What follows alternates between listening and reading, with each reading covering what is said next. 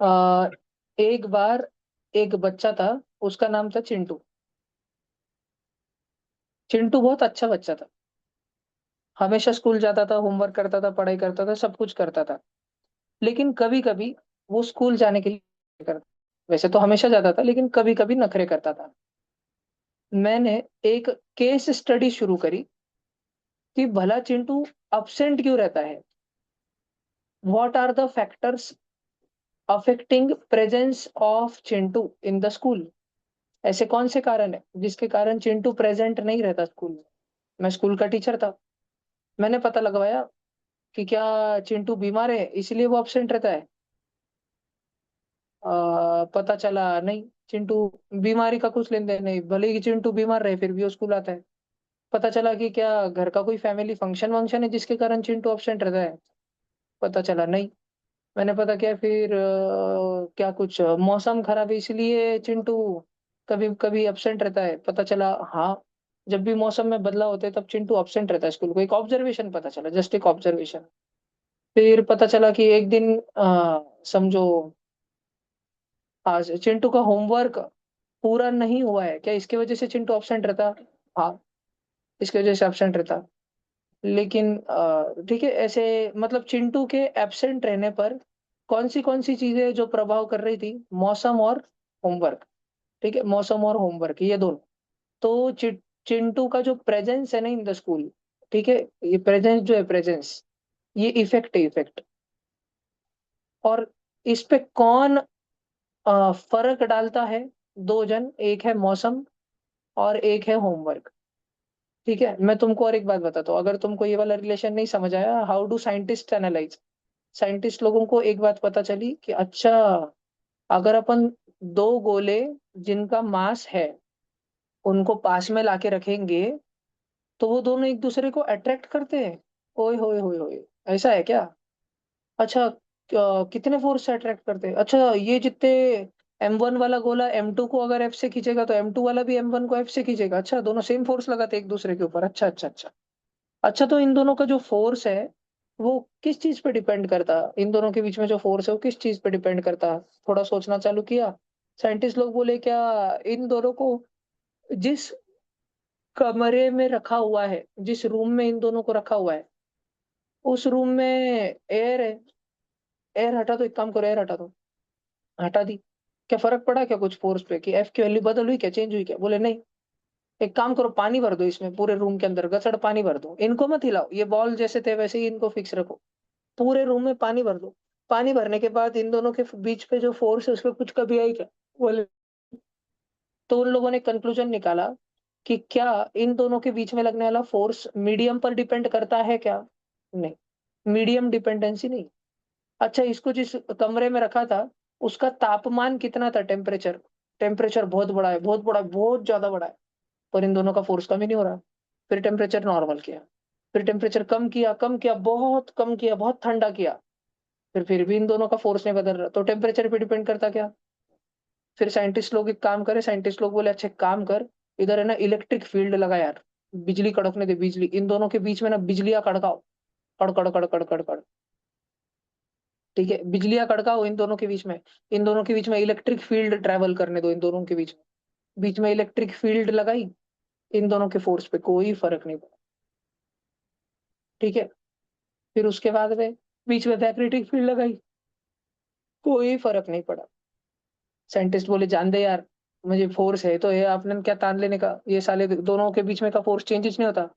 उतने में एक साइंटिस्ट जो है वो इस रूम में आया और उसने ना ये बोले कि जान दो, एक्सपेरिमेंट ही अपना फ्लॉप है, ये दोनों गोला अपन रख लेंगे। तो ये दोनों गोले क्योंकि हैवी थे, उसने पहला गोला अपने दोनों हाथों से उठाना चाहा। उस साइंटिस्ट ने पहला गोला अपने हाथों से उठाना चाहा, उसने अरे डबल डबल कितने हाथ बदल दिए मैंने। और जैसे कि उसने ये गोला उठाया आणि ये गोला उसने पीछे सरकाया, इधर बाहर काउंटर पे जो रीडिंग, ये इलेक्ट्रिक काउंटर लगा था ना इन दोनों के बीच में का फोर्स, फोर्स डायरेक्ट चेंज हो गया। अलार्म बजने लगा, बी बी बी बी बी बी बी बी बी बी बी बी। सारे साइंटिस्ट लोगों के एकदम कान खड़े हो रहे, अरे कुछ तो हुआ, कुछ तो हुआ। उधर अंदर गया था ग्वामिया। उन्होंने आने के बाद पूछा उसको, ग्वामिया काय खेल तू, क्या किया तूने, तेरे वजह से एक्सपेरिमेंट में घोल हो गया, फोर्स चेंज किया। उन्होंने कुछ नहीं किया, मैं तो बस साफ सफाई कर रहा था। ग्वामिया बोल पटकन काय केलं तू। फिर उन्होंने एक काम किया, उन्होंने गोवा में तू चल दोघांच्या मध्ये जाईल. गोवा में जाके खड़ा रहा, कुछ चीज नहीं फर्क पड़ रहा गोलों को। घाबर के एकदम गो में वापस बाहर आने लग गया। गो में बोला फिर मैं साफ कर लूँ, कुछ नहीं हुआ ना, साइंटिस्ट लोग बोले कर लो। अभी सारे साइंटिस्ट लोग एक दो जन ध्यान दे रहे थे उधर। गोवा ने वापस से गोला उठाया और गोवा ने इसको पीछे खिसकाना चाहा, मतलब इन दोनों के बीच में का डिस्टेंस चेंज करना चाहा। जैसे डिस्टेंस बदला, लगे साला बजने लग गया, बी बी बी बी बी बी बी बी बी बी। क्रेजी।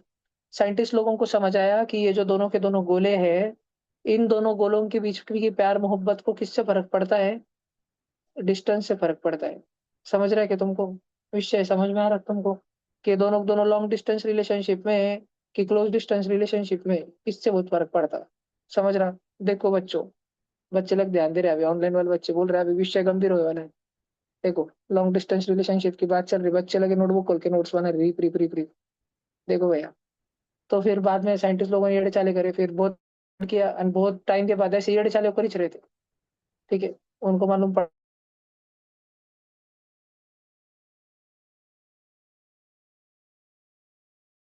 चेंज नहीं हो रहा। ये तो मोदी जी के बाहर के विषय था। फिर उन्होंने मास चेंज करके देखा।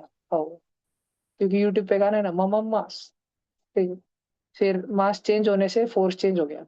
तो ऐसे इतने सारे येड़े चाले बजारे पसारे करने के बाद साइंटिस्ट लोगों को मालूम पड़ा, ऐसा मालूम पड़ता, दिस इज द तरीका। तो आइजैक न्यूटन को मालूम पड़ा कि भाई साहब दो घोड़ों के पास अगर बास है, तो दोनों घोड़े एक दूसरे के ऊपर फोर्स लगाते, और वो जो फोर्स लगाते, उनने सिर्फ दो ही चीजों पे डिपेंड करता, मास पे और उन दोनों के बीच के डिस्टेंस पे। ठीक है, सिर्फ ना कि मास पे, बल्कि प्रोडक्ट ऑफ मास पे। ऐसा कैसा? प्रोडक्ट ऑफ मास पे कैसा? उन्होंने एक एक्सपेरिमेंट किया, उन्होंने 1 किलो का गोला और 1 किलो का गोला लिया इस डिस्टेंस पे। इसके बीच में ना जितना फोर्स लग रहा था, उस फोर्स को नाम दे दो एफ। सब जन ध्यान से सुनना। अब उन्होंने क्या किया, डिस्टेंस उतना च रखा, बिल्कुल डिस्टेंस नहीं छड़ा, डिस्टेंस उतना च रखा। बस गोले का मास दो और दो कर दिया, मतलब डबल किया। अगर गोले का मास डबल किया तो फोर्स भी डबल होना चाहिए ना, लेकिन फोर्स हो गया 4 पट। हाँ, ऐसा कैसा? क्योंकि वन वन जा होता है वन, और टू टू जा होता है four. Four is how many times of one? Four is how much पट ऑफ वन? 4 पट। एक का 4 पट किया तो चार होता। ठीक है, तो फोर बिकेम 4 टाइम। फिर उन्होंने अलग अलग गोले, फिर उन्होंने मस्त क्रेजी एक्सपेरिमेंट किया, एक गोला 2 का लिया, एक गोला 3 का लिया, डिस्टेंस उतना सा रखा। एंड पहले जो फोर्स आया था, फर्स्ट टाइम रीडिंग में जो भी कुछ आया था फोर्स, 0.000000123 न्यूटन, उसके 6 पट आ गया फोर्स अभी। वो जो भी 0.00007 क्या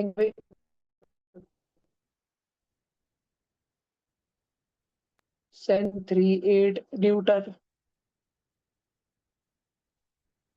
डायरेक्ट सच है। ठीक है, मतलब उन्होंने वन और वन का कर दिया टू और थ्री, एक कर दिया 2 kg का, एक कर दिया 3 kg का। बोला वो फोर्स कितना हो गया, डायरेक्ट 6F। तो उनको समझ गया कि साला ये 6F हो गया, म्हणजे 6 टाइम्स हो गया ओरिजिनल फोर्स के। क्योंकि हमारे साइंटिस्ट लोगों के पास ऐसा तो नहीं आता, मान लो इसका फोर्स F है, उधर तो रीडिंग आती कि फोर्स इतना इतना है। और फिर वैल्यूज चेंज करने के बाद, एक 1 किलो का गोला हटाने के बाद उसकी जगह 2 किलो का गोला रखा, उसके बाद उनके पास न्यू वैल्यू आती। तो फिर वो पुरानी वैल्यू का और नया वैल्यू का रेशो लेके देखते हैं क्या चल रहा है, क्या विषय, कैसे चेंज हो रहा है। तो उनको समझ आया कि ये मास पे नहीं, प्रोडक्ट ऑफ द मासेस पे डिपेंड करता है, प्रोडक्ट ऑफ द मासेस, और इन दोनों गोलों के डिस्टेंस के बीच में डिपेंड करता है। क्या डिपेंड करता है? इन्हीं दोनों गोलों के बीच में लगने वाला फोर्स, इन्हीं दोनों गोलों के मासेस के प्रोडक्ट पे, और इन्हीं दोनों गोलों के डिस्टेंस के बीच में कितना डिस्टेंस है बीच में, उस पर डिपेंड करता है। बात समझ आई क्या तुमको? तो साइंटिस्ट लोग इस प्रकार से डिपेंडेंसी स्टडी करते हैं। फिर वो लोग ऐसा एक फॉर्मूला लिखने की कोशिश करते हैं कि अच्छा फोर्स है ना, फोर्स वो डिपेंड काय पे करता, प्रोडक्ट ऑफ मासेस पे।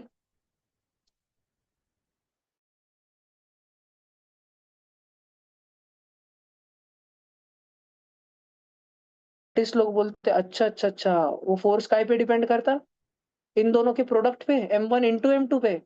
और वो काय पे डिपेंड करता, इन दोनों के बीच के डिस्टेंस पे। चलो एक काम करते हैं, थोड़ा एक्यूरेटली रिलेशनशिप फाइंड करते हैं कि क्या चल रहा है भाई साहब। इधर देखो इधर देखो इधर देखो, सब बच्चे ध्यान से देखो। तो साइंटिस्ट लोगों ने क्या किया, एक 5 किलो का गोला लिया, एक 10 किलो का गोला लिया, दोनों को यहाँ पे रखा। उन दोनों गोलों के बीच में मान लो, जस्ट मान लो, जस्ट अज्यूम कि उन दोनों गोलों के बीच में जो है, जो गैप आया ना, जो फोर्स आया ना फोर्स, वो 300 न्यूटन का था, 300। 300 भी नहीं, छोड़ो। एक काम करो, मान लो इन दोनों के बीच में 72 न्यूटन का गैप था, ठीक है? और ये दोनों के दोनों अभी कितने दूर रखे वाले थे? 100 सेंटीमीटर दूर रखे वाले थे। जस्ट एग्जांपल मान रहा हूँ मैं, एग्जांपल। सारे बच्चे ध्यान देना, सारे बच्चे ध्यान देना। साइंटिस्ट लोगों ने इन दोनों के बीच के डिस्टेंस को कर दिया डबल। 100 सेंटीमीटर की जगह क्या कर दिया? मास नहीं छेड़ा। 10 किलो को बोला 10, 5 किलो को बोला 5, मास को छेड़ा नहीं।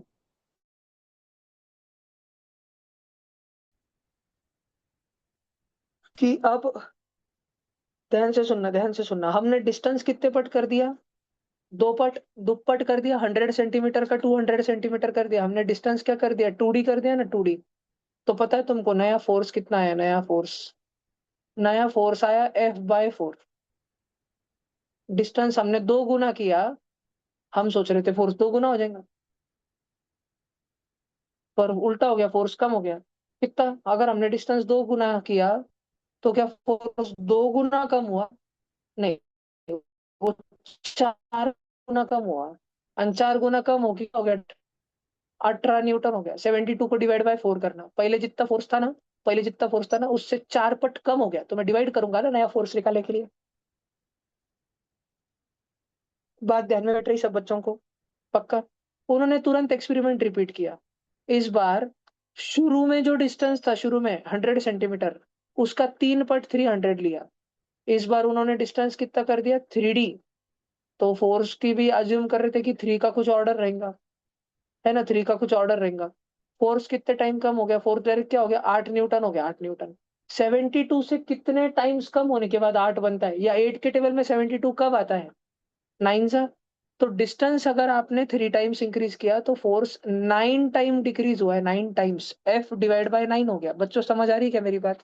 दिस इज हाउ साइंटिस्ट लोग एक्सपेरिमेंट करते हैं। रीडिंग लेते वो लोग, ऑब्जर्वेशन टेबल लिखते च रहते, लिखते च रहते। उनके हाथ में हमेशा कागज, और उनके बाजू में हमेशा सुपर कंप्यूटर, जो भी कोई टेक्नोलॉजी होंगी वो उनके पास रहती है। उनका चालू च रहता है इसे कोटाने करने का काम। इसी प्रकार साइंटिस्ट लोग स्टडी कर रहे थे कि ये साला चिंटू एब्सेंट क्यों रहता है? क्या इसके बीमारी, क्या इसके एब्सेंट रहने का कारण बीमार होना है? क्या इसके एब्सेंट रहने का कारण कोई फैमिली फंक्शन है? नहीं बोले। क्या इसके एब्सेंट रहने का कारण मौसम है? हाँ, जब मौसम बदलता तो चिंटू एब्सेंट रहता है। कितना मौसम बदलने पे कितने दिन एब्सेंट रहता वो नहीं मालूम। और देखते हैं ना, क्या ये होमवर्क कारण है? हाँ, तो साइंटिस्ट लोगों ने बोला कि देखो भैया, चिंटू की जो एब्सेंसी है, let us define a new physical quantity, absency of Chintu. And absency of Chintu depends on क्या? मौसम। एंड absency of Chintu, ध्यान से सुनना, absency of Chintu बट गड़बड़। साइंटिस्टों ने पिछली गलती से क्या सीखा? साइंटिस्ट लोगों ने पिछले बार एक नोटेशन बना लिया था कि अच्छा, इन दोनों के प्रोडक्ट ऑफ मासेस पे, और काय पे डिपेंड करता है? इन दोनों के डिस्टेंस पे। ये उन्होंने लिख लिया था कि डिपेंड करता है उन दोनों के डिस्टेंस पे, कि अगर अपन डिस्टेंस बढ़ाएंगे तो फोर्स बढ़ नहीं जाएगा। अगर अपन डिस्टेंस बढ़ाएंगे तो फोर्स जितना है उससे भी कम हो जाएगा। अगर अपन डिस्टेंस दो गुना, तो फोर्स 4 गुना कम हो जाएगा। 4 टुकड़े 1 टुकड़ा बचेगा। अगर अपन डिस्टेंस 3 गुना कर देंगे, तो फोर्स 9 गुना कम हो जाएगा। तो साला ये डिस्टेंस जो है, शुभ है कि अशुभ है ये? अशुभ। फोर्स के लिए अशुभ, माइनस लगा दिया उसके टकले पे। आणि बाकी पे ऑर्डर क्या? 2। Force depends on inverse the square of the distance between them. So, universal law of gravitation states that force between two bodies, है ना, product of their masses and inverse of the square of the distance between them, वगैरह वगैरह वगैरह। बात कर रहे चिंटू की, सब जन ध्यान से सुनना। अरे यार, ये पेज, ये बंद स्क्रीन शेयरिंग, पता नहीं मेरे को, हैंग आए लगता है।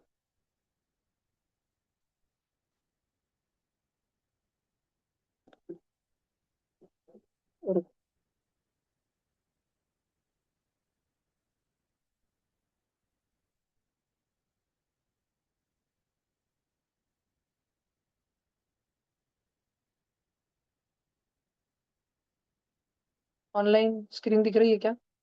एक मिनट दिखेंगे, एक मिनट। मेरा आवाज तो आ रहा है तुमको? यस। तो अभी ध्यान से सुनना, ये कहानी बहुत जरूरी है, चिंटू की कहानी बहुत जरूरी है। तो फिर साइंटिस्ट लोगों को इतना मालूम पड़ गया कि चिंटू जो है मौसम और होमवर्क, ये भामटा मौसम और होमवर्क की वजह से एब्सेंट रहता। अच्छा अच्छा अच्छा। फिर ना साइंटिस्ट लोग चिंटू के, अब चिंटू अमर बच्चा था। चिंटू 10,000 साल से स्कूल जा रहा था, और अगले जब तक धरती खत्म नहीं होती तब तक वो स्कूल जाने वाला था। साइंटिस्ट लोग रोज स्टैटिस्टिकल डेटा कलेक्ट कर रहे थे, डेटा कलेक्ट कर रहे थे। रोज चिंटू पे स्टडी चल रही थी। चिंटू प्रेजेंट था क्या एब्सेंट? प्रेजेंट। चिंटू प्रेजेंट था क्या एब्सेंट? प्रेजेंट। चिंटू प्रेजेंट था क्या एब्सेंट? एब्सेंट। पूछा कब एब्सेंट था चिंटू? बोले 8 मार्च को एब्सेंट था। 8 मार्च 2026 को चिंटू स्कूल में एब्सेंट था। साइंटिस्ट लोगों ने बोला चेक कर तो रे, क्या उस दिन मौसम खराब था? नहीं, मौसम तो एकदम साफ सुथरा था। समर सीजन आने में, स्प्रिंग है मस्त एकदम, फाल्गुन महीना चल रहा। अभी चैत्र चालू होने वाला है, एकदम क्रेजी एकदम। ठीक है, रमजान के रोजे चल रहे। फिर क्या हो मक्खन। उसके बाद में फिर टीचर बोला क्या चिंटू का होमवर्क बाकी था? टीचर बोला हाँ, शायद उसने होमवर्क नहीं किया था, क्योंकि मैंने एक दिन पहले बहुत होमवर्क दिया था। देखो साइंटिस्ट लोग बोले देखो देखो, अपन ने ढूंढ के निकाला चिंटू के एब्सेंट रहता। क्रेजी। उस साइंटिस्ट का नाम पड़ गया आइजैक न्यूटन। आइजैक न्यूटन की बहुत हवाई 200 साल तक। आइजैक न्यूटन ढूंढ के निकाला कि ग्रेविटेशनल फोर्स जो है, फोर्स ड्यू टू ग्रेविटी जो है, वो डिपेंड करता है प्रोडक्ट ऑफ मासेस पे। एक चीज मौसम पे, और दूसरा चीज होमवर्क हुआ कि नहीं इस पे। ठीक है, होमवर्क हुआ तो चिंटू एब्सेंट रहेगा क्या? नहीं। होमवर्क नहीं हुआ तो चिंटू एब्सेंट रहेगा क्या? होमवर्क नहीं, एब्सेंट हाँ। होमवर्क नहीं हुआ तो पक्का एब्सेंट रहेगा। होमवर्क नहीं, एब्सेंट हाँ। होमवर्क हाँ, एब्सेंट नहीं। होमवर्क हुआ तो एब्सेंट क्यों रहेगा? होमवर्क, होमवर्क हुआ तो एब्सेंट नहीं। उल्टा रिलेशन है, इनवर्स है, समझ आ रहा ना? न्यूटन ने ढूंढ के निकाला। एकदम क्रेजी लोग बोल रहे अरे भाई, चिंटू के पापा आप ही तो नहीं हो। देखो, कुछ भी लोग येड़े विड़े हो गए। और फिर अगले दिन चिंटू स्कूल में आया, प्रेजेंट। अगले दिन प्रेजेंट, अगले दिन प्रेजेंट, ऐसे चल रहा था, चल रहा था, मक्खन मक्खन मक्खन मक्खन। फिर आइजैक न्यूटन मर गया, बूढ़ा हो गया था नो। फिर दिन आया 19 मार्च 2026, चिंटू एब्सेंट। टीचर ने बोला, उस दिन स्कूल को छुट्टी नहीं थी बाय द वे। ठीक है। तो अगले 200 साल बाद में के साइंटिस्ट लोग स्टडी कर रहे थे चिंटू को। सारे साइंटिस्ट ने बोला हाँ, सोलर सिस्टम में इसलिए ऐसा ऐसा होता है, ऐसा 200 साल पहले हुआ था सोलर सिस्टम में, आज भी इसलिए वजह से शुरू होगा। तो उन्होंने बोला मौसम खराब होगा।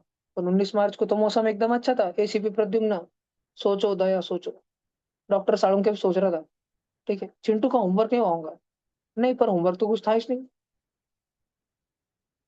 क्या बवाल हो गया। तब एक नवे साइंटिस्ट की एंट्री हुई, और वो साइंटिस्ट बोला देखो भाई लोग, ये जो पहले का साइंटिस्ट था ना आइजैक न्यूटन, जिसने चिंटू के ऊपर अपनी रिसर्च करी और अपनी रिसर्च पब्लिश करी, वो आइजैक न्यूटन एक नंबर का जमील जमाली था। ठीक है। मत कर लाले मत कर। ठीक है। तो वो साइंटिस्ट आया और वो बोला कि ये आइजैक न्यूटन ने जो ढूंढ के निकाला था ना चिंटू के विषय में, कि चिंटू सिर्फ मौसम और होमवर्क पे डिपेंड करता है, ना ना ना ना ना ना। चिंटू अचानक से तब भी एब्सेंट हो सकता है जब आदित्य धर की मूवी आ जाए। अचानक से। जब जब इतिहास में देखा गया है, चिंटू फरवरी 2017 में भी एब्सेंट हुआ था जब पूरी मूवी आई थी। एकदम सारे रिकॉर्ड निकाले जो कि आइजैक न्यूटन ने तब देखे नहीं। ठीक है, तो जब आइंस्टाइन ही आया ना, इधर देखो इधर देखो, Einstein's formula for gravitational force. तो आइंस्टाइन बोला कि ये न्यूटन एक नंबर का चमन आदमी है। वो M G M 1 M 2 upon D square कुछ नहीं चलता, उसमें का खाली जी लो तुम और बाकी सब रख दो घर पे। ये फॉर्मूला है ग्रेविटी का। दो ऑब्जेक्ट्स के बीच में ग्रेविटेशनल फोर्स लग रहा ना, तो ये फॉर्मूला है ये। ठीक है, उसने एक नई फाइंडिंग करके निकाली। ठीक है, वो क्या बोला? आइजैक न्यूटन चमन जमाली है। जमील जमाली तुमको नहीं पता, जमील जमाली कौन है? कल देखोगे तुम धुरंधर में। ठीक है, आइजैक न्यूटन, न्यूटन क्या, आइंस्टाइन क्या बोला कि आइजैक न्यूटन पागल था, पागल। तुमको ये फॉर्मूला चूना लगा के भाग गया हो। पर जबकि चिंटू एब्सेंट रहेगा कि नहीं रहेगा, ये मौसम और होमवर्क के अलावा आदित्य धर की कोई मूवी, न्यू मूवी रिलीज हो रही क्या, इस पे भी डिपेंड करता। बात समझ आई क्या? और ये नया फॉर्मूला है, this is crazy formula.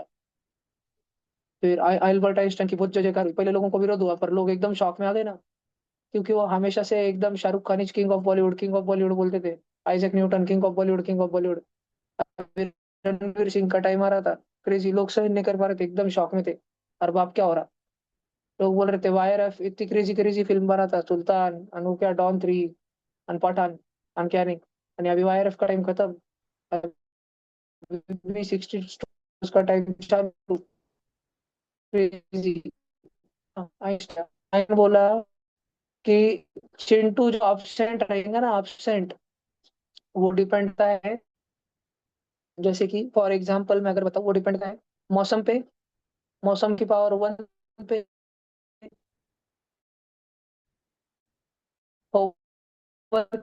Power -2। अगर चिंटू एक दिन का बाकी 1 दिन में आएगा, 2 दिन का बाकी 4 दिन में आएगा, 3 दिन का 9 दिन में आएगा।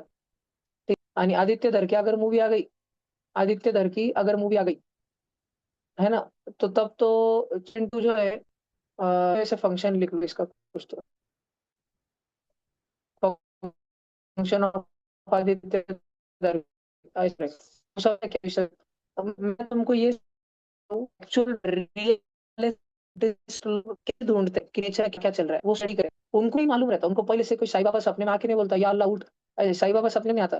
ठीक है, वो साइंटिस्ट लोगों को नहीं पता रहता कि क्या चलने वाला है। वो स्टडी करते कि भाई मिड पे डिपेंड करता क्या, टेम्परेचर पे डिपेंड करता क्या, दोनों के बीच में की इलेक्ट्रिक फील्ड डिपेंड करता है, बीच में मैं अगले दिन एक्स्ट्रा गेम्स का पीरियड है, which into option क्या, तो ये ऐसे सब वो स्क्रीन। प्रयोग करते हैं अलग अलग अलग केस और उसकी तीन चीज है। अभी देखो हमें क्या है, क्योंकि हमारे पास में, हाँ हाँ मेरे को पास स्क्रीन, तो सुनते रहो बस। अभी क्या होता है कि पहले के जमाने में हमारे पास में टेक्नोलॉजी और इंस्ट्रूमेंट्स बहुत कम रहते, तो जो हमारे पास रॉ ऑब्जर्वेशन, थोड़े थोड़े ऑब्जर्वेशन रहते हैं। जैसे एक शानदार ऑब्जर्वेशन में बताता हूँ, न्यूटन को ऐसे बैठे बैठे किसी बत्ती बुझ गई कि अच्छा, सन और अर्थ अगर 100 किलोमीटर, तो सन एक बार करता, नहीं सन अर्थ 4 बार लड़ा करता। सन अर्थ के किलोमीटर दूर है, सूर्य 100 किलोमीटर दूर है। सन अर्थ का कितने बार लाड करता, 4 बार लाड करता। सन और मार्स 200 किलोमीटर दूर है, म्हणजे अर्थ के मुकाबले कितने ज्यादा दूर है, दुप्पट दूर है, 2 टाइम ज्यादा दूर है।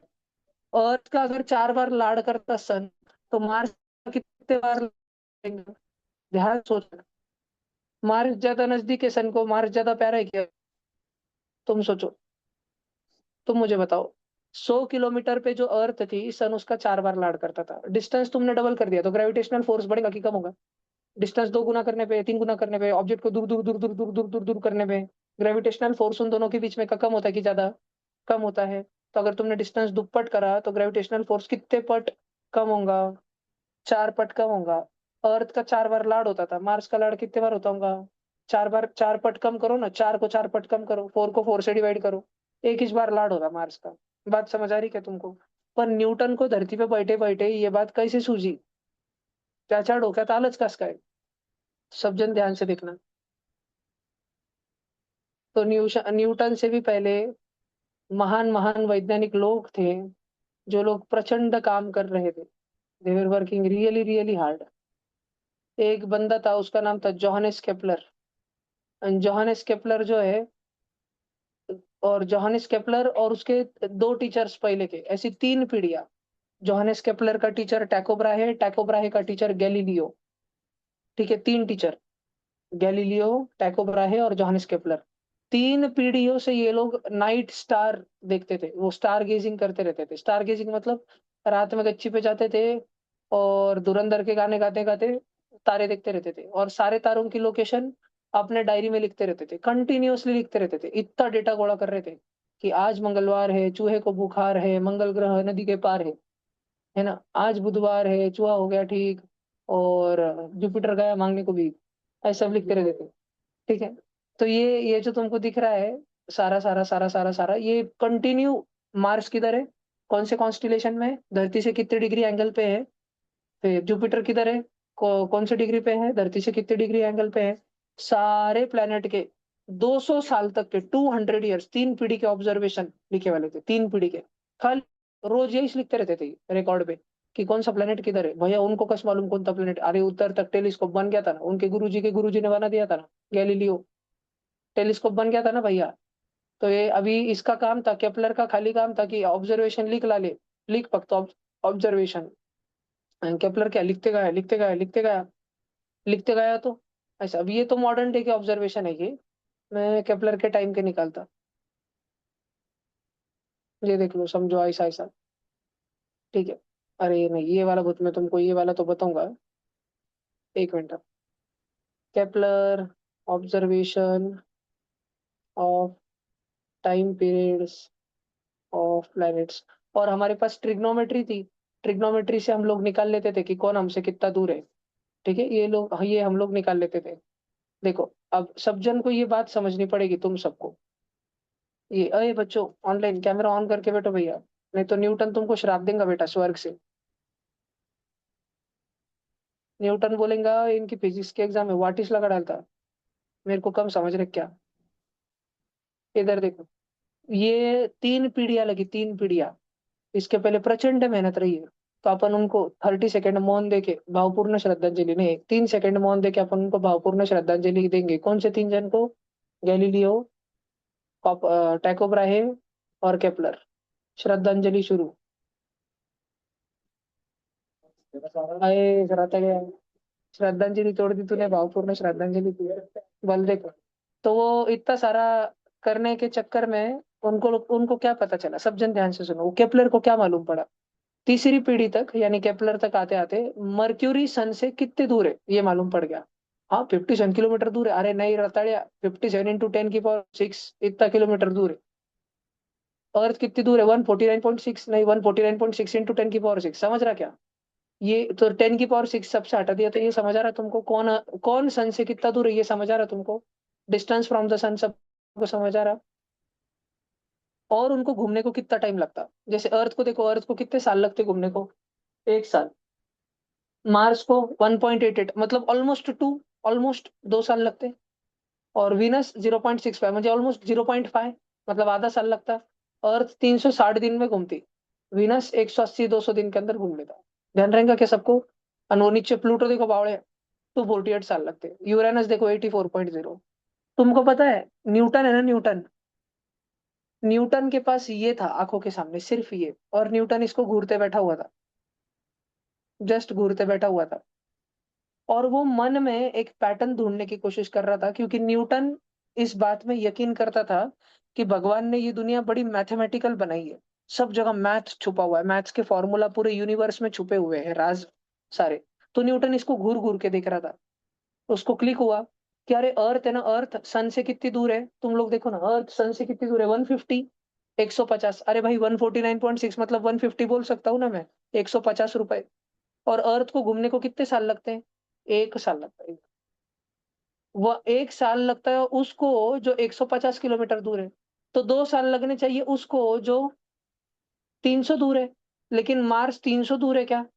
नहीं, बहुत ज्यादा गैप है ना, 227, 227 और 370 का गैप हो जाता ना, एकदम बहुत ज्यादा गैप है।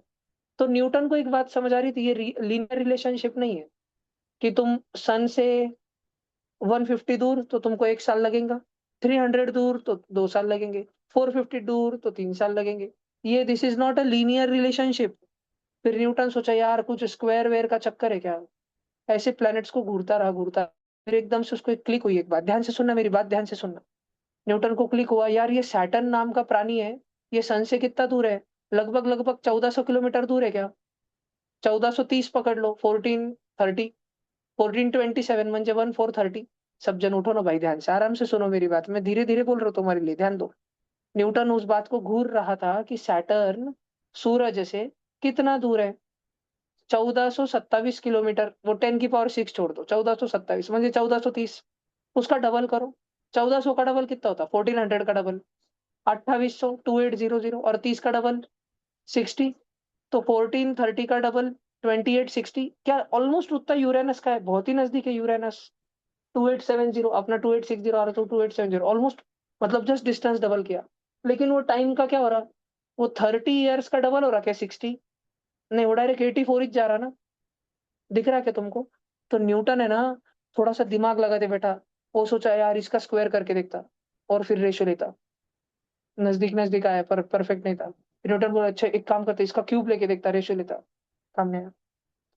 न्यूटन बोला अरे इसका स्क्वायर और उसका क्यूब का रेशियो लेके देखता। किसका स्क्वायर और किसका क्यूब? जो जितना टाइम लेता ना घूमने को उसका स्क्वायर। अर्थ कितनी टाइम लेती? 1 साल। उसका स्क्वायर करो। 1 का स्क्वायर 1। और अर्थ को सन से कितनी दूर है अर्थ? सन से किती दूर आहे? 150 150 दूर आहे. 150 का क्यूब करो म्हणजे 150 इंटू 150 इंटू 150 म्हणजे 15 इंटू 15 इंटू 15 3375. थोड़ा सुना है क्या? 15 का क्यूब 3375.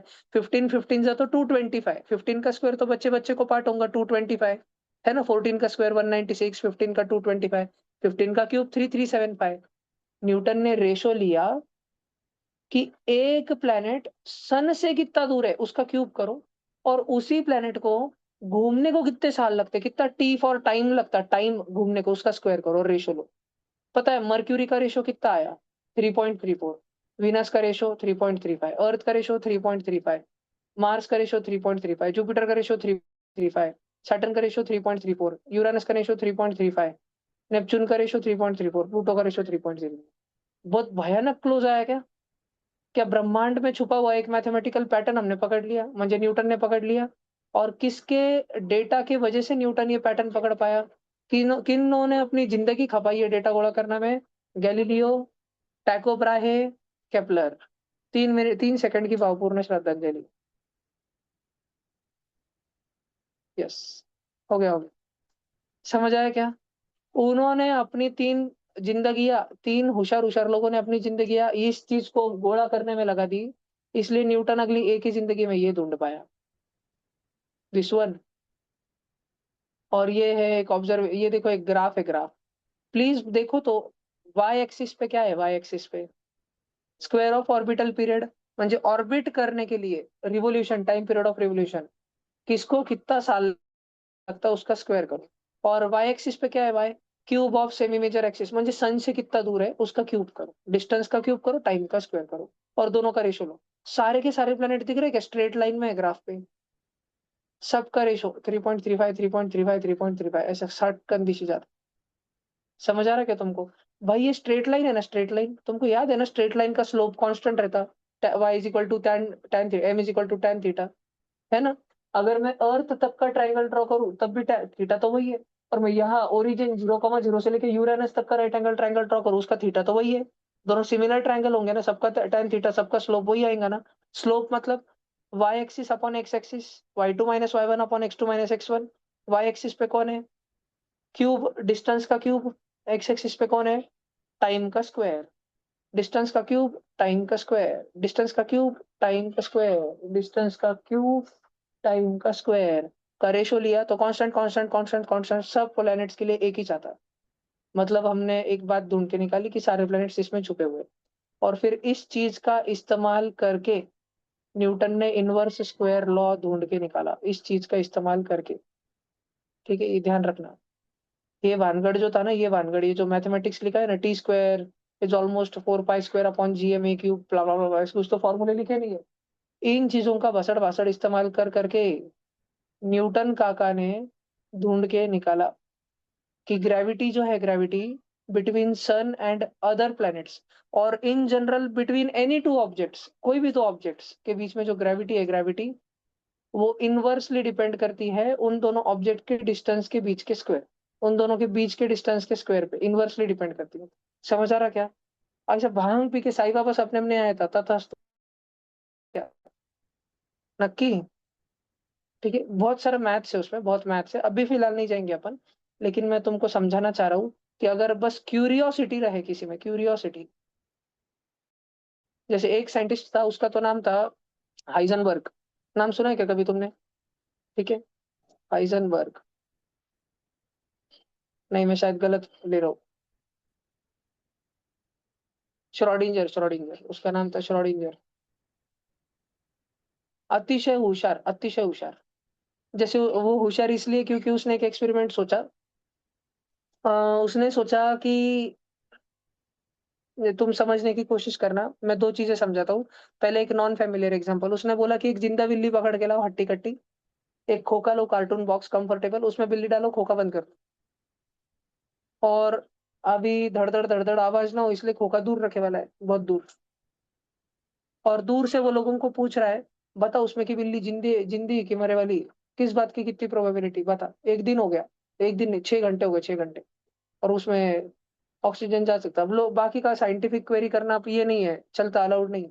बिल्ली खाई है, खाना खाई क्या? उसको भूख से है क्या? ऑक्सीजन जा रहा क्या? पानी भी नहीं है, रखा था क्या अंदर? कुछ नहीं। वो बस इतना पूछ रहा है, बिल्ली ज़िंदा है कि मर गई? बता। लोग बोल रहे हैं, "ज़िंदा होंगी।" वो बोल रहा है, "तेरे को कैसे पता? मरा भी तो हो सकती है।" लोग बोल रहे हैं, "मरे वाली होंगी।" बोले, "तेरे को कैसे पता? ज़िंदा है।" लोग बोल रहे हैं, "बॉक्स खोल ना।" वो बोला, "यही तो बात है। जब तक बॉक्स खोलते नहीं, तब तक मालूम ही नहीं पड़ता कि क्या होने वाला है।" लोग बोले, "समझ नहीं आ रहा, बहुत बोर हो रहा है।" बोले कि, "काम कर ₹10 का सिक्का ले, लिए लोग टॉस कर और बहुत ऊँचा फेंकना, बहुत ऊँचा।" लोग एकदम कस कर इतने ज़ोर से फेंके, तब तक इन दोनों की बातें चल रही थी। वो उसको पूछ रहा था, "बता हेड आएगा कि टेल आएगा बता?" लोग बोला, "हेड आएगा।" वो बोले, "तेरे को कैसे मालूम? जब तक आता नहीं तेरे को मालूम नहीं।" लोग फिर टेल आएगा, "अरे तेरे को मालूम कैसे? जब तक आता नहीं तब तक तेरे को मालूम नहीं। बता ही नहीं सकते, जब तक नहीं तब तक बता ही नहीं सकते।" ठीक है? लोग बोले, "अरे पण ये 2 में से कुछ होगा ना?"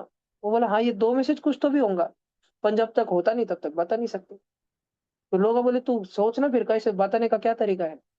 फिर वो अपने दोस्त को बोला क्योंकि इसको मैथ आता नहीं था। वो अपने दोस्त को बोला, डायरेक्ट को, ठीक है? पॉल डायरेक्ट, एकदम ज़्यादा क्रेज़ी साइंटिस्ट, एकदम ज़्यादा क्रेज़ी। डायरेक्ट था मैथमेटिशियन, डायरेक्ट था मैथमेटिशियन। पॉल डायरेक्ट के बारे में अगर मैं तुमको शॉर्ट में बोलूँ तो पॉल डायरेक्ट एक ऐसा स्टूडेंट था अपने स्टूडेंट लाइफ़ में, कॉलेज लाइफ़ में एक बार उसका प्रोफ़ेसर उसको मैथ्स पढ़ा रहा था और वो क्लास में सो गया, नींद लग गई उसको पीछे बैठ के। फिर जब वो उठा, तो बोर्ड पे 2 क्वेश्चन लिखे वाले थे, सब बच्चे जा रहे थे, उसको उसके दोस्त उठाए, बोले वो लिख ले। उसको लगा होमवर्क है, लिख लिया, लिख लिया, लिख लिया पूरा। वो गया रूम पे बैठा, फिर नाश्ता पानी, मैगी-वैगी खाने के बाद मस्त बैठा होमवर्क निकाल के, होमवर्क में 2 ही क्वेश्चन थे। वो बोला चलो इतना तो कर ही लेंगे अपन। वो दोनों क्वेश्चन करना चालू किया, पहला क्वेश्चन बहुत हार्ड था, अरे बाप! बहुत ही हार्ड था, बहुत सोच रहा था वो, एकदम जैसे तुम बच्चों को ट्रायंगल्स के प्रूफ, सर्कल के प्रूफ कैसे एकदम तुम्हारा डोका खराब करते हो, उसके लिए वैसा था वो, बहुत दिमाग खराब हो रहा था उसका, बहुत सोचा वो। बोला यार इतने से हो नहीं रहा, वो कॉलेज के लाइब्रेरी में जाके बैठा, उधर की बुक-वुका निकाली उसने, खोली-खाली, रेफरेंस-वेफरेंस लिया और पूरा खत्म करके, कैसे-तैसे रात के 12 बजे तक उसने वो एक क्वेश्चन खत्म किया। पण उसको टेंशन था, अच्छा मायला दूसरा हुआच नहीं। तुमको पता है फॉरेन यूनिवर्सिटीज़ में ना ये बहुत एथिकल रहता है, बहुत एथिकल कि हर बच्चा अपना खुद का ऑनेस्टली और ओरिजिनैलिटी के साथ करे। एक दूसरे का ढापे ना और गूगल-फूगल करे ना और बच्चे करते नहीं है, क्योंकि उन सबको वाक़ई में हाईएस्ट दर्जे का साइंटिस्ट बनना होता है। उनको सबको ओरिजिनल थिंकिंग चाहिए। उनको मालूम है अपनी प्रिपरेशन चल रही है, इसके मार्क नहीं कटेंगे। इसलिए वो कभी भी चीट नहीं करते घर पे जाने के बाद। हमेशा हर एक बच्चा खुद से प्रॉब्लम्स पे सोचता है। कोई गूगल नहीं, चैट जीपीटी कोई नहीं करता। आंडू-पांडू बच्चे तो करते हैं, लेकिन अच्छे वाले नहीं करते। फिर डायरेक्ट का रात में 12 बजे तक एक ही क्वेश्चन सॉल्व हुआ, दूसरा नहीं हुआ, तो इसकी थोड़ी फटी यार, कल प्रोफेसर भाषण देंगे वापस 5 मिनट खड़ा करके कि मेरे से ये कुछ होता है तेरे से। फिर ये गया, अगले दिन सब चालू था क्लासेस वगैरह, फिर वो प्रोफेसर का लेक्चर है, प्रोफेसर आया हॉल में मैंने सिखाना चालू कर दिया। इसको बड़ा अजीब लगा कि साला मैं इतना रात में 12 बजे तक जाग के कर रहा, नहीं तो रोज़ होमवर्क को लिए उठा देता, छाड़ा मारता, ये भी करता, वो करता। पूछना है होमवर्क के, तो ये हैंड खड़ा किया। इसको बढ़िया प्रोफेसर 15 मिनट से पढ़ा रहा, ये यही सोच रहा साला होमवर्क क्यों नहीं डिस्कस कर रहे हैं। इसने हैंड रेज़ किया, ये बोला प्रोफेसर को, "अरे भई तुमने होमवर्क दिया था ना वो कल का, चेक करो ना सबका, आज मैं करके लाया।" प्रोफेसर बोले, "कौन सा होमवर्क?" वो बोला, "तुमने कल 2 क्वेश्चन लिख दिए थे ना लास्ट में बोर्ड पे।" प्रोफेसर बोले, "कौन थे 2?" बच्चे याद दिला रहे, "सर वो आप बता रहे थे नहीं उस।" प्रोफेसर बोला, "अरे वो, अरे बावळे तेरा ध्यान किधर था क्लास में? वो 2 क्वेश्चन वो है जो 300 साल से सॉल्व नहीं हो रहे, कौन थे मैथमेटिशियन से।" एक ये बोला है, मेरे से तो एक सॉल्व हो गया। तो ये तब स्टूडेंट था, पॉल डायरेक्ट। तब इसका पहला पेपर प्रूफ हुआ, मतलब पब्लिश हुआ। 12 पेज में इसने 12 पेज में और वो प्रॉब्लम के ऊपर लोगों ने 700-800 पेजेज़ की बुक लिख के रखी थी। इसने भाव ने 12 पेज में प्रूफ करके लाया था। ठीक है, बहुत हाई ऑर्डर का प्रूफ था। तो कहने का मतलब ये कि डायरेक्ट बहुत खतरनाक था, बहुत ही खतरनाक मैथमेटिशियन था। यानी उसका ये जो दोस्त दिख रहा तुमको, ये एरविन श्रोडिंगर, ये फिलॉसॉफी था। फिजिक्स और फिलॉसॉफी, ज्ञान बोलता था ये। जियो जीने दो, भांग के लड्डू खाओ सो जाओ, ठीक है, कुछ भी बोलते रहता था। और उसके पीछे का जितना मैथमेटिक्स लगता ना, ये जो सारे इक्वेशन लगते थे ना, ये सब डायरेक्ट बना के दे देता। तो पहले क्लीन गॉर्डन ने बनाया था ये इक्वेशन, ये सारा सेकंड ऑर्डर स्पेस टाइम वगैरह का, क्वांटम फिजिक्स का। फिर श्रोडिंगर ने थोड़ा किया, ये दोनों ऊपर की इक्वेशन बहुत पांचट थे, डायरेक्ट ने नीचे वाला बनाया। ठीक है, तुमको लग रहा होगा सभी की जैस लग रहा भाई, डिजाइन डिजाइन लग रही सारी की सारी। ठीक है, तो डायरेक्ट ने सबसे मोस्ट एफिशिएंट वाला ढूंढ के निकाला। तो और डायरेक्ट हमेशा इसका दोस्त था। तो ये डायरेक्ट और हाइजनबर्ग में क्यों जम जाती थी, हाइजन सॉरी श्रोडिंजर और डायरेक्ट में क्यों जम जाती थी। श्रोडिंजर बैठ के डायरेक्ट को समझाता था कि देख मेरे दिमाग में ऐसा आइडिया है कि जब तक कॉइन हवा में है, तब तक अपन पता नहीं कर सकते कि हेड आएगा कि टेल आएगा। श्रोडिंजर बोलता था डायरेक्ट बहुत ज्यादा सोचता था, डायरेक्ट बोलता था नहीं भाई देख, बहुत सारी चीजें हैं, हवा की स्पीड क्या है, फिर कॉइन कौन से साइड में थोड़ा ज्यादा मोटा है, मतलब उस पर डिजाइन छपे वाली है कॉइन पे। तो ये बोलता था अबे साले बावले, सब वो बंद कर, हवा बंद कर, यानी कॉइन की डिजाइन एकदम फ्लैट कॉइन ले, दोनों तरफ से एकदम यूनिफॉर्म कॉइन ले, अब उसको टॉस कर। फिर किस पे डिपेंड करता है, तो बोले कितने स्पीड से छोड़ा उसको, नंबर ऑफ रोटेशंस पर मिनट, वो बोले सब हटा दे तू डायरेक्ट। ऐसे समझ के कॉइन इनफाइनाइट हाइट से गिर रहा है, गोल गोल गोल गोल, हमको मालूम भी नहीं कब से चालू हुआ वो। ठीक है, इन्फिनिटी पे अपन जा नहीं सकते, तो अपन सोच भी नहीं सकते कि छोड़ने वाले ने उसको हेड से छोड़ा था कि टेल से छोड़ा था। तो गल गल गल गल गल गल गल, फिर क्या था, अब गिरने के बाद क्या आएंगे, हेड या टेल। तो इसको वो लोग बैठ के इस पे विचार करते रहते थे, ये एक प्रॉब्लम पे विचार करते रहते थे। उधर से क्वांटम फिजिक्स बन गया सारा। बहुत विचार करते रहते, उधर मैं आगे नहीं लिख जाऊंगा अभी। ठीक है, तो ये ऐसा कहने का विषय ऐसा है कि जो ओरिजिनल साइंटिस्ट रहते, ओरिजिनल, वो हमेशा सोचते बहुत ज्यादा है। ठीक है, और अगर तुमको न्यूटन के जैसा या आइंस्टाइन के जैसा फिजिसिस्ट बनना है, तो तुम्हारा मैथ्स बहुत तगड़ा चाहिए, क्योंकि मैंने जो तुमको समझाया ना, इसका स्क्वायर करो, इसका क्यूब करो, न्यूटन सब अपने आंखों में स्क्वायर और क्यूब कर रहा था इन सब के। ऐसा बैठ बैठ के उसके ओरली होते थे, एक एक सेकंड में, जैसे 7 7 8 का क्यूब करना न्यूटन के दिमाग में एक सेकंड में हो जाता था, 7 7 8 का क्यूब। आपने नहीं आएगा, अपन एक सेकंड में कैलकुलेटर में भी नहीं कर पाएंगे, तो उतने में तो बोनिश निकालेंगे अपन। ठीक है, न्यूटन के दिमाग में हो जाता, तो वो सारे कॉम्बिनेशन लगा के देख रहा था। और फिर रेशो भी अपने मन में से ले रहा था डिवीजन करके, उसको दिख गया, क्रेजी। ठीक है, और फिर मैं तुमको इतना बता देता, how did Newton find inverse square law. तो तुम बच्चे देख सकते हो।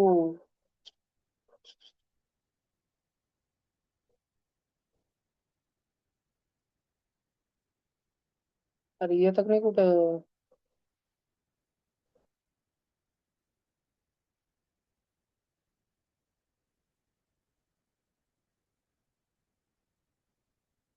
देखो पूरा एक विकिपीडिया आर्टिकल है इनवर्स स्क्वायर लॉ के ऊपर। ठीक है, ये वाला मैथमेटिक्स वगैरह आगे अपन देखते हैं, लिखा होगा भाषा। अरे चलना भैया, का ही जॉन एस केपलर आ लेना। हाँ, ये केपलर, ये केपलर के बारे में इधर इंग्लिश में लिखा हुआ है, ब्ला ब्ला ब्ला ब्ला। केपलर ने जो ज्ञान की बातें बोली थी ना, ये सारी ब्लू कलर में हाईलाइट करी मैंने, इंग्लिश ट्रांसलेशन, वो वाली सारी, फिर नीचे की और सारी। फिर ये सारा सारा पढ़ पढ़ के न्यूटन को क्लिक हुआ कि वो इनवर्स स्क्वायर वगैरह हो, भरपूर मैथमेटिक्स वगैरह था उसके पीछे। और न्यूटन की बुक तुमको पता है ना, मैंने पिछले क्लास में बोली थी ना, है ना, प्रिंसिपिया मैथमेटिशिया। तुम इसको पढ़ सकते हैं आर्काइव वेबसाइट से, या आइजैक बाबा न्यूटन। तो तुमको मालूम है फेयर एंड लवली के ऐड में रहता है कि,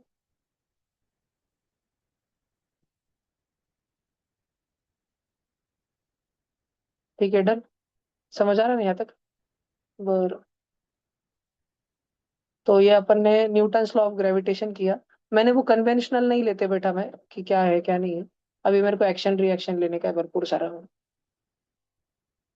ये समझन तुमको, ऐसे तमाम सारे टेम्परेचर है क्या, मम्मी ने मारा इसलिए नहीं आ रहा क्या, भाजपा जीत गई इसलिए छुट्टी ले रखे एक दिन, परिणाम षष्ठी होने के बाद भी एक दिन छुट्टी ले रहा क्या, ऐसा चिंटू के ऊपर क्या, वो क्या कारण है जिसके कारण चिंटू छुट्टी मार रहा है। तमाम सारे कारण डिस्कस किए जाते हैं साइंटिस्ट लोगों में, तमाम सारे कारण की परीक्षण होता है, टेस्टिंग होती है। और उसमें से जो रीजंस निकल के आते हैं, उसके ऊपर हमारे सारे फॉर्मूले बनते हैं। देखो जो करेक्ट फॉर्मूला है ना बच्चों, सब बच्चे ध्यान से सुनना, जो करेक्ट फॉर्मूला है ना, वो F is equal to M A नहीं है, वो है F upon M is equal to A. हाँ क्या फर्क है, अरे हाँ फर्क है, फर्क है। कि ये कॉज है, कॉज, रीजन है, रीजन, जिसके वजह से कुछ होने लगा। जो हुआ वो परिणाम है उसका, इफेक्ट। जैसे मान लो कृष्णा की मम्मी ने उसको बिन का काम का डांट दिया, है ना। ये कारण था, कारण किस बात का, कारण कि कृष्णा छोड़ के घर छोड़ के भाग गया। पुलिस जब पूछ रही थी कहाँ बरा पड़ा, तो कारण का है, कारण, व्हाट इज द कॉज। तो उसकी मम्मी बोली because I scolded him. समझ रहा तुमको, बी कॉज, समझे, कॉज म्हणजे कारण, कारक कौन है तुमको पता है ना, कर्ता पुरुष, वो इसमें आता होगा ना व्याकरण में तुमको, है ना, कर्ता, क्रिया, ठीक है। हाँ, ये इफेक्ट जो है, इफेक्ट ये क्रिया है, क्रिया, और क्रिया को करने वाला जो है वो करता है। ध्यान रहेगा क्या, कर्ता पुरुष है ये पहले वाला, कॉज इफेक्ट। सारे के सारे कौन सा भी फिजिक्स का फॉर्मूला बोल दो तुम, आइया बाइया बीच में सही है। सोनू, एक था फॉर्मूला नहीं पता क्या तुमको, जैसे V is equal to I R, है ना। तो ये क्या है, अपन ने वोल्टेज दिया, उसके वजह से करंट भागा। पर अपने को वोल्टेज देना क्यों पड़ा, करंट खुद से काय को नहीं भाग सक रहा था, क्योंकि उसके रास्ते में थी रुकावट। रुकावट को ओवरकम करने के लिए, मुश्किलों से भी ऊपर उठने के लिए, कृष्णा पढ़ नहीं रहा था, उसको मार मार के पढ़ाने के लिए वोल्टेज देना पड़ा। तब कृष्णा पढ़ना चालू किया। ये था कॉज, और ये है इफेक्ट। तो सारी चीजें ऐसी होती है दुनिया में, कॉज इफेक्ट रिलेशनशिप। और भगवान श्री कृष्ण गीता में क्या कहते हैं कि I am the cause of all causality. दुनिया में जो भी कुछ होता है वो मेरे कारण होता है, और तुम परिणाम पे ध्यान मत दो, तुम सिर्फ अपना कर्म करो। बीच में की प्रोसेस तुम्हारे हाथ में है, कर्म तुम्हारे, तुम फल, तो फल की चिंता मत करो, तुम सिर्फ कर्म करो, ठीक है। कॉजालिटी के कारक है वो, ठीक है। और उनकी कोई, भगवान कृष्ण को किसने बनाया या भगवान को किसने बनाया, ये क्वेश्चन ही गलत है। बिकॉज भगवान is the cause of everything, because he is there, because he is और she is, therefore everything is. He is not there because someone was before him or her, ठीक है। He is the starting point of causality. उनसे ही सब कुछ शुरुआत होती है सारी चीजों की। बात समझ आ रही है क्या तुमको मेरी ज्ञान की, ठीक है। घर, ये तो सारा देखो, तुम इसके ऊपर भरपूर पढ़ सकते हो। जनरली मैंने देखा है कि जो बच्चे 9th स्टैंडर्ड से 10th स्टैंडर्ड में जाते टाइम ये पढ़ते हैं cause effect relationship, long distance relationship नहीं, बार क्या कॉज इफेक्ट रिलेशनशिप, उसके बारे में जो बच्चे पढ़ते हैं वो 10वीं में थोड़े पढ़ाई में थोड़े ज्यादा अच्छे होते हैं, जो जितना ज्यादा पढ़ेंगे। देखो ये सारे कॉज इफेक्ट है ना। टीचर होमवर्क नहीं किया, ये एक कॉज था, जिसके कारण टीचर उसक गया, उकस गया, उसकला काय म्हणतात आपण उसको, टीचर जोश में आ गया, और उसका इफेक्ट था कि उसने बच्चे को कूट दिया, ठीक है। तुम झाड़ को पानी डालना भूल गए, झाड़ सूख गया, सारे पत्ते गल गए, ठीक है। इफेक्ट क्या था, पत्ते गल गए। कॉज क्या था, क्यों गल गए, क्योंकि तुम पानी डालना भूल गए। एवरीथिंग लाइफ में सब कुछ कॉज इफेक्ट है, सब कुछ। तो ये देखो कॉज इफेक्ट के रिलेशनशिप से ये सारे के सारे अपन इसमें डाल देते हैं, कॉज इफेक्ट रिलेशनशिप फिजिक्स। किसी दिन तुम समझोगे इस बात को, और जिस दिन तुम इस बात को समझोगे कि तुम्हारे वजह से कोई कॉजेशन नहीं होता है ना, you are not the cause of something, causality किसी और के हाथ में है, and you do not have even the effect in your hand. The only thing that you have in your hand is karma. उस टाइम तुम निष्काम कर्म योगी बन जाओगे, ठीक है। बहुत ज्यादा ज्ञान दे दिया नहीं, दिमाग के ऊपर जा रहा होगा। कॉजेशन इन फिजिक्स, कारक या कर्ता पुरुष इन फिजिक्स। इतनी इंग्लिश आएंगी कि बच्चों तुमको, पढ़ के देखो समझती क्या। जस्ट पढ़ो, 1 मिनट टाइम तो दो, कोशिश करो थोड़ा थोड़ा आराम आराम से पढ़ के समझने की, बस रीड मत करो, समझो।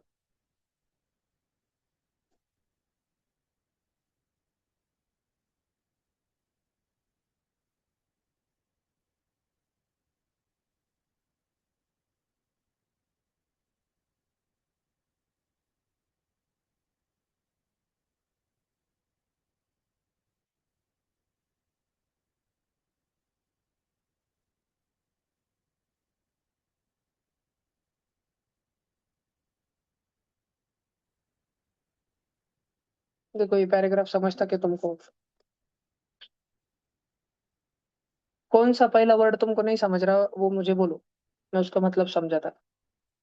मेटाफिजिकल मतलब आध्यात्मिक। आध्यात्म क्या कहते हैं? संत महात्मा ऋषि मुनि क्या कहते हैं इसके बारे में? कॉजेशन के बारे में। दूसरा वर्ड जो नहीं समझ रहा हो पूछो।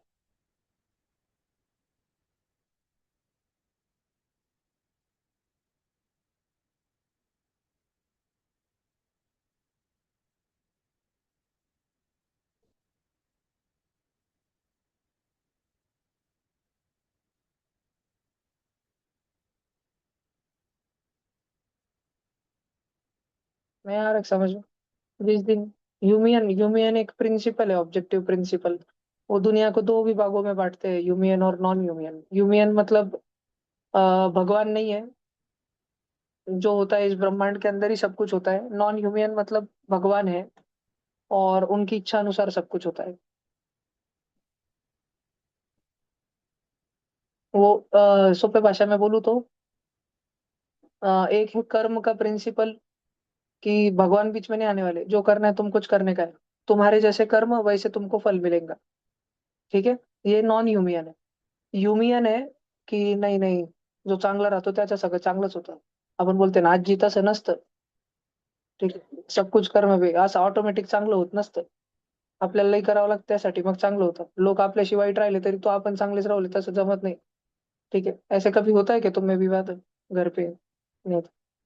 मेरे आज जी के साथ होते रहता। अरे रे होते। देखो भाई, तुम तब तक पढ़ाई करो जिस दिन तक तुम ये पैराग्राफ समझने के काबिल नहीं बनते। कम तुम में क्षमता है। लासुर स्टेशन के इस गांव में जन्म के भी, कैसे समझाओ तुमको, कैसे समझेंगा तुमको?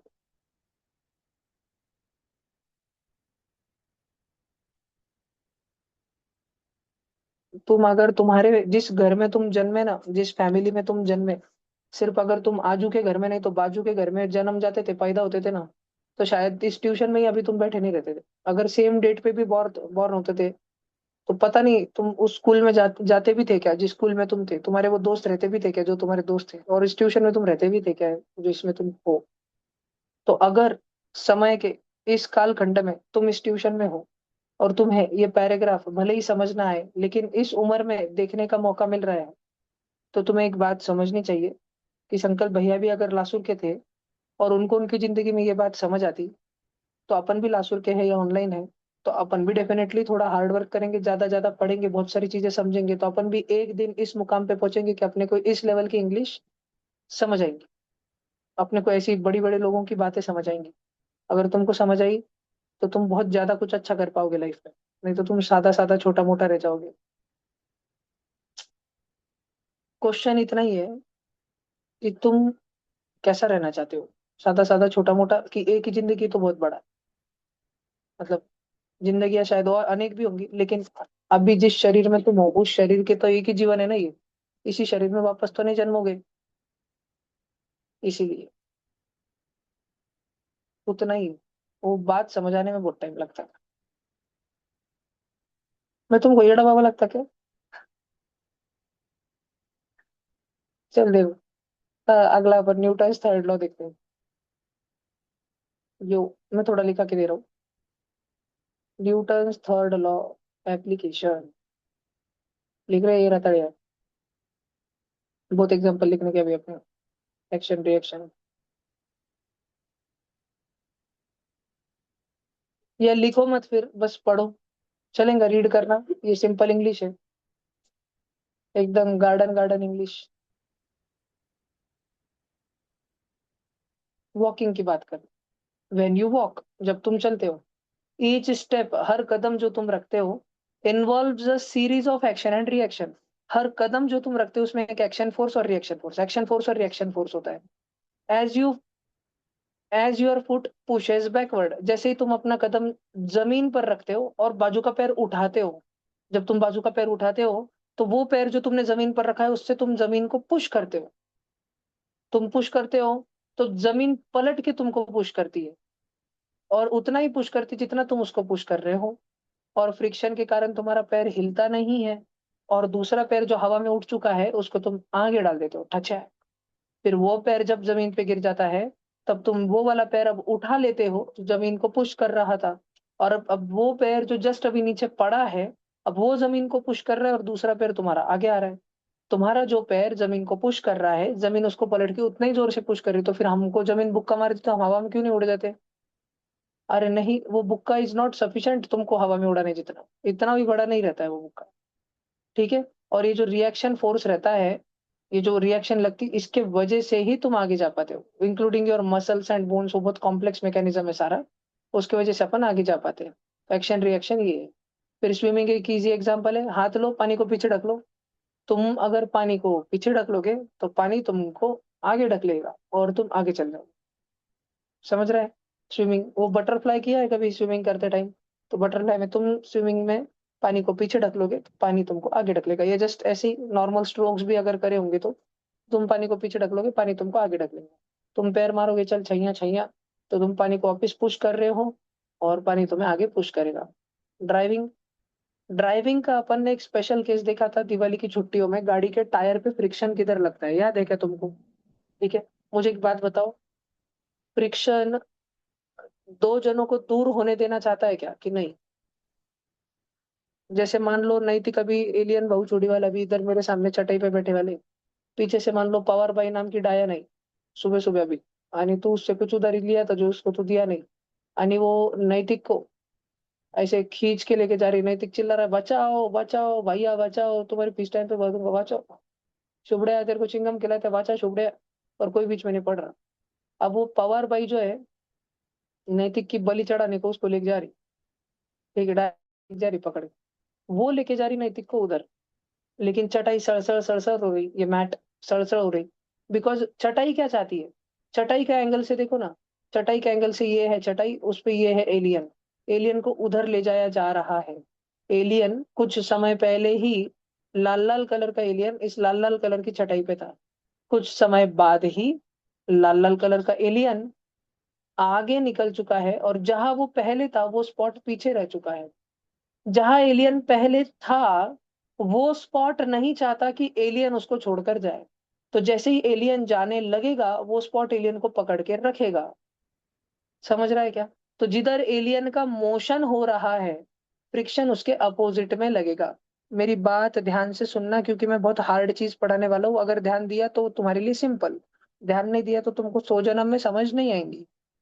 फ्रिक्शन उधर लगता है जिधर फ्रिक्शन को लगे कि मैं मोशन रोक के बता दूंगा, तू जिधर जा रहा है मैं तेरे को जाने नहीं दूंगा, कैसे जाता। ठीक है। एक बार की बात है, एक बच्चा साइकिल चला रहा था, आ गया वो हार्ड वाला चीज, ध्यान देना। एक बार की बात है, एक बच्चा साइकिल चला रहा था, ये उसके पीछे का पहिया है जो इस,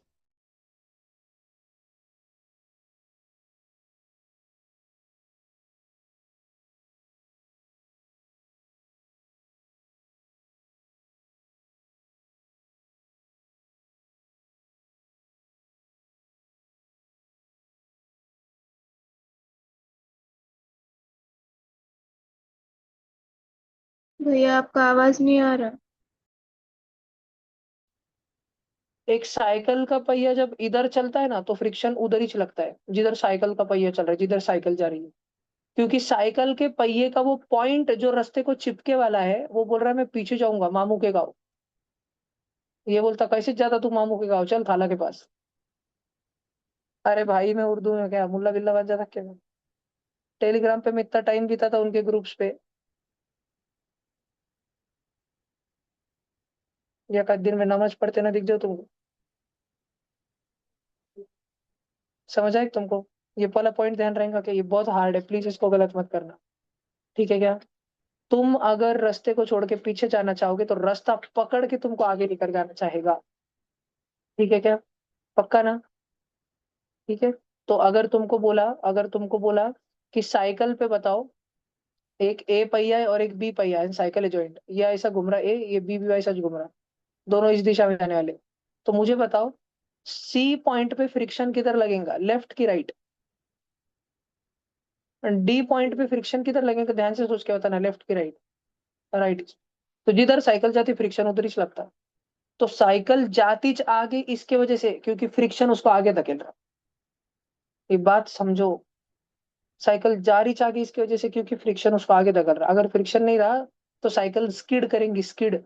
जैसे वो बच्चे ने क्या ब्रेक मार लेते, यानी मान लो जैसे ही बच्चे ने खटकन ब्रेक मारा, दोनों टायर जैसे ही रुके, मान लो एकदम से रास्ता बर्फीली झील बन गया, स्मूथ बर्फीली झील, तो स्केटिंग होते गुर्र, गुर्र नहीं सॉरी, ऐसे जाएंगे ना, दिख रहा है, स्मूथ, स्मूथ जाएंगे एकदम। अरे मेरी बात समझ आ रही तुमको? ठीक है, मैं आशिक है, क्लियर डिस्कस कर रहा है। थोड़ा होमवर्क दूं तुमको आज, फिर छोड़ दे रहा हूँ।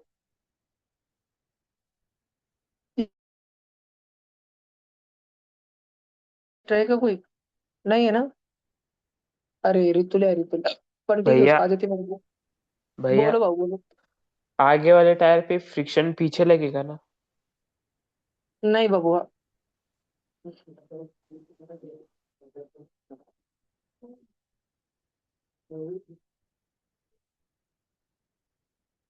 वो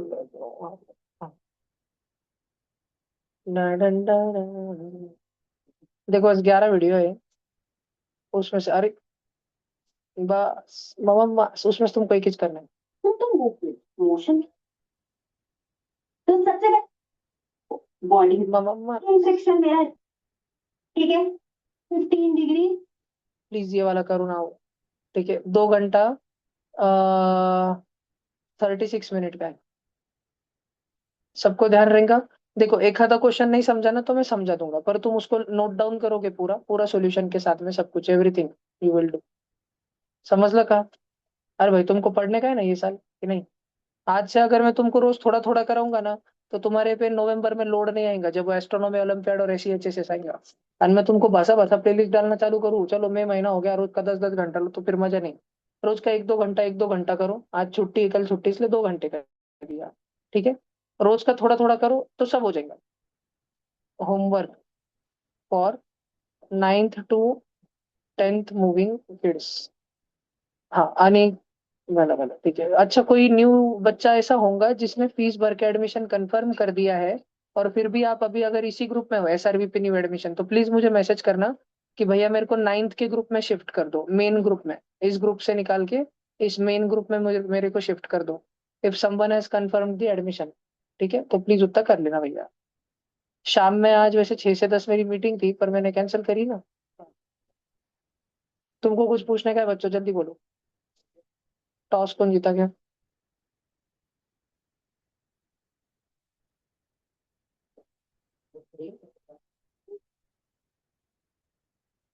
बाकी है क्या?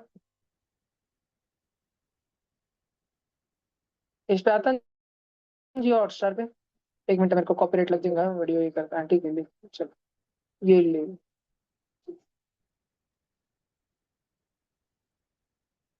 चक दे, चक दे, चक दे इंडिया, चक दे, चक दे इंडिया।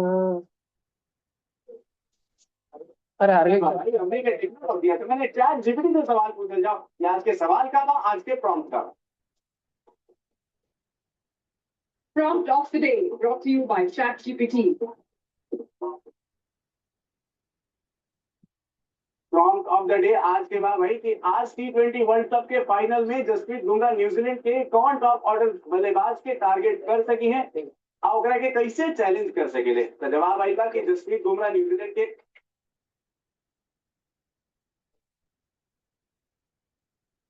ऑनलाइन को हॉटस्टार दिखता है कि ब्लैक हो जाता है? नाही पण आपला आपला जाहीर खेळपट्टी कशी असते, फायनल टॉस जिंकून तुमको आवाज आ रहा है ऑनलाइन? आवाज आ रहा है स्क्रीन का? अरे भाई मैं तो पिक्चर स्ट्रीम कर सकता यूट्यूब पे। क्रेजी।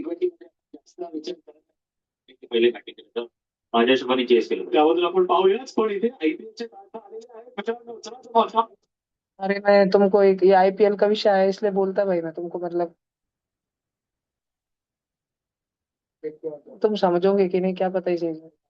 तुमको विराट कोहली बनना होगा ना तो ये देखना छोड़ो तुम। अगर विराट कोहली बनना होगा तो बस तुम देखने वाले चले जाएंगे। तुम बहुत मेहनत करो, और रिवॉर्ड के लिए ऐसा टारगेट रखा करो कि इस साल मैं ये अचीवमेंट करूंगा। वो पढ़ाई की हो सकती है या नॉन पढ़ाई की, मैं ये अचीवमेंट करूंगा, और उसके बाद में मैच देखने जाऊंगा स्टेडियम में। ऐसा टारगेट रखा करो, साल में एक बार जाऊंगा पैसे गुल्लक में, या 4-5 साल में एक बार जाऊंगा पैसे गुल्लक में गोड़ा होते होते। पर ना ये आईपीएल तो दूर रहना, मतलब मैं बस एडवाइस कर सकता हूँ। पिछले साल का आईपीएल में भी तुमको कुछ की मोमेंट्स याद होंगी, कुछ भारी बातें याद होंगी, पर तुम्हारी जिंदगी में क्या फर्क पड़ रहा है उससे 2 मिनट की खुशी के अलावा? वो टेम्पररी प्लेजर। आज से 10 साल बाद, आफ्टर 10 ईयर्स, तुमको ध्यान भी नहीं रहेगा। But you will be very happy अगर आज से 10 साल बाद तुम इंटर कॉलेज आईआईटी में क्रिकेट वगैरह में अगर तुम्हारा मैच है और तुम्हारे आईआईटी के कैंपस में टीम इंडिया को बुलाया है और तुम हैंडशेक कर पा रहे हो, ऑटोग्राफ ले पा रहे हो, तो ठीक है। तो डू समथिंग कि तुम इन लोगों जैसे बनो। दीज ये हाईली हाईली सक्सेसफुल पीपल है। मैं ये नहीं बोल रहा कि ये कोई गवार लोग हैं, इनको मत देखो। ये कोई कैरी मिनाटी रहता तो मैं बोलूंगा मत देखो, ठीक है, वो तो है भी गवार, बड़ी करता गवार। ये सक्सेसफुल लोग हैं, है ना। तुम लोग रोज मुकेश अंबानी को टीवी पे देख देख के थोड़ी मुकेश अंबानी बन जाओगे। समझ रहे हो क्या? रोज 3 घंटा, अरे भाई मुकेश अंबानी ये दे पॉइंट भाई, ये दे पॉइंट, ये डील साइन कर, ये उड़ी मार एंटीला से, हेलीकॉप्टर में बच जा, कुछ भी कर, बिल्डिंग का काम कर, मतलब क्या होने वाला है ना। मुकेश अंबानी की लड़की की शादी की क्या होने वाला है? क्या ही होने वाला है? एक आधा टेम्पररी प्लेजर, ठीक है, मूवी जाओ देख के आ जाओ, बस हो गया, ठीक है। मत देखो, वो भी नहीं देखना तुमको, तो अगर तुम उतने डेड सीरियस हो। पर ये इसमें अपना महीना महीना भर, 2-2 महीना, 3-3 घंटा रोज रोज मत वाया करना, है ना। तुम करोगे भी तो ठीक है, वो तुम्हारा चॉइस है, पर मैं जस्ट एडवाइस दे सकता क्योंकि संजू जस्ट आज गया। उसका जर्नी अभी पलता बड़ा विषय है, पर उसने फायदा कर लिया भाई इधर रह के। तो ये मत देखना मैं फालतू है। फाइनल है आज, फाइनल देख लो, एकदम की मोमेंट है, ठीक है। टॉस तो क्या है, अभी वो जीत गए ना भैया। मैं तो नहीं देखा एक भी मैच, मे भी आज नहीं देखूंगा। स्कोर देख लूंगा बीच में मैं, या मेरे सब भाई बहन उधर शाम में देखते बैठे होंगे ना आज, तो मैं लास्ट में जाऊंगा आधा। क्यों, कब खत्म होती मैच टेंटेटिवली? 11, 11:30 तक? हाँ, ठीक है, 10:30 को जाऊंगा फिर उधर के घर। मेरे को मैच देखने में मजा नहीं आता, वो सब भाई बहन बैठे वाले रहते हैं, उसमें मजा आता है, पेड़ चाल करने में। ठीक है, तो उतना के लिए देखो।